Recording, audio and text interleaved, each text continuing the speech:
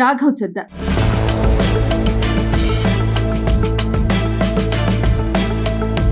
యువతను మాత్రమే కాదు యావత్ దేశాన్ని తన వైపుకు తిప్పుకున్నాడు. అయితే రీసెంట్ గా ఈ యువ ఎంపీని Aam Aadmi party deputy leader హోదా నుంచి తొలగించింది.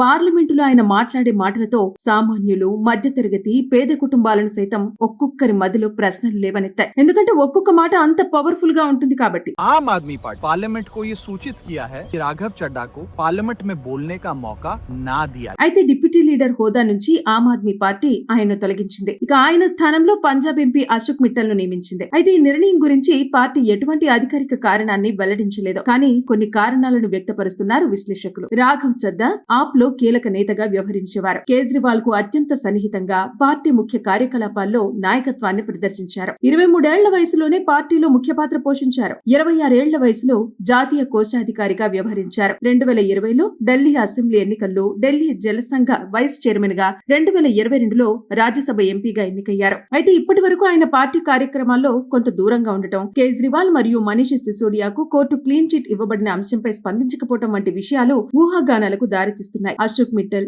Lovely Professional University chancellor, deputy leader గా నియమితుడు. ఆయన తన నూతన బాధ్యతను మెళకువలుగా నేర్చుకోవడానికి అవకాశంగా చూస్తున్నట్టు పార్టీ తెలిపింది. రాజ్యసభలో రాఘవ్ చద్దా సామాన్యుల సమస్యలను ప్రాధాన్యతగా నిలదీసే యువ నేతగా గుర్తింపు పొందారు. ఆయన్ను డిప్యూటీ లీడర్ నుంచి తొలగించడం, ప్రత్యేకంగా కారణాలను తెలియకపోవడం పార్టీ లోపల శక్తి వ్యవస్థాపన మరియు రాజకీయ చర్చలకు దారితీస్తోంది. ఇక ఆప్ కు రాజ్యసభలో మొత్తం 10 మంది సభ్యులుండగా సంజయ్ సింగ్ నేతగా ఉన్నారు. బీజేపీ, కాంగ్రెస్, టీఎంసీ తర్వాత ఆప్ సంఖ్యాపరంగా 4వ స్థానంలో ఉంది. రాఘవ్ చద్దా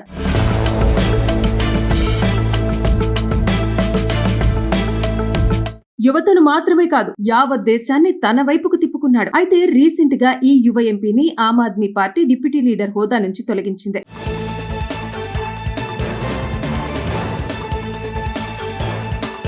పార్లమెంటులో ఆయన మాట్లాడే మాటలతో సామాన్యులు, మధ్యతరగతి, పేద కుటుంబాలను సైతం ఒక్కొక్కరి మదిలో ప్రశ్నలు లేవనెత్తాయి. ఎందుకంటే ఒక్కొక్క మాట అంత పవర్ఫుల్ గా ఉంటుంది కాబట్టి. आम आदमी पार्टी पार्लियामेंट को ये सूचित किया है कि राघव चड्ढा को पार्लियामेंट में बोलने का मौका ना दिया। అయితే డిప్యూటీ లీడర్ హోదా నుంచి ఆమ్ ఆద్మీ పార్టీ ఆయన్ను తొలగించింది. ఇక ఆయన స్థానంలో పంజాబ్ ఎంపీ అశోక్ మిట్టల్ ను నియమించింది. అయితే ఈ నిర్ణయం గురించి పార్టీ ఎటువంటి అధికారిక కారణాన్ని వెల్లడించలేదు. కానీ కొన్ని కారణాలను వ్యక్తపరుస్తున్నారు విశ్లేషకులు. రాఘవ్ చద్దా ఆప్ లో కీలక నేతగా వ్యవహరించేవారు. కేజ్రీవాల్ కు అత్యంత సన్నిహితంగా పార్టీ ముఖ్య కార్యకలాపాల్లో నాయకత్వాన్ని ప్రదర్శించారు. 23 ఏళ్ల వయసులోనే పార్టీలో ముఖ్య పాత్ర పోషించారు. 26 ఏళ్ల వయసులో జాతీయ కోశాధికారిగా వ్యవహరించారు. 2020లో ఢిల్లీ అసెంబ్లీ ఎన్నికల్లో ఢిల్లీ జలసంఘ వైస్ చైర్మన్ గా, 2022లో రాజ్యసభ ఎంపీగా ఎన్నికయ్యారు. అయితే ఇప్పటి వరకు ఆయన పార్టీ కార్యక్రమాల్లో కొంత దూరంగా ఉండటం, కేజ్రీవాల్ మరియు మనీష్ సిసోడియాకు కోర్టు క్లీన్ చిట్ ఇవ్వబడిన అంశంపై స్పందించకపోవడం వంటి విషయాలు ఊహాగానాలకు దారితీస్తున్నాయి. అశోక్ మిట్టల్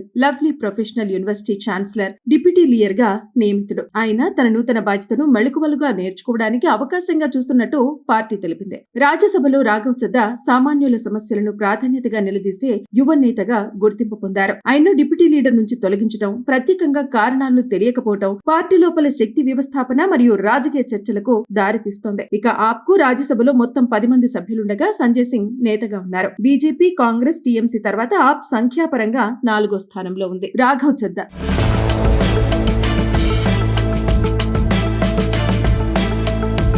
యువతను మాత్రమే కాదు యావత్ దేశాన్ని తన వైపుకు తిప్పుకున్నాడు. అయితే రీసెంట్ గా ఈ యువ ఎంపీని Aam Aadmi party deputy leader హోదా నుంచి తొలగించింది.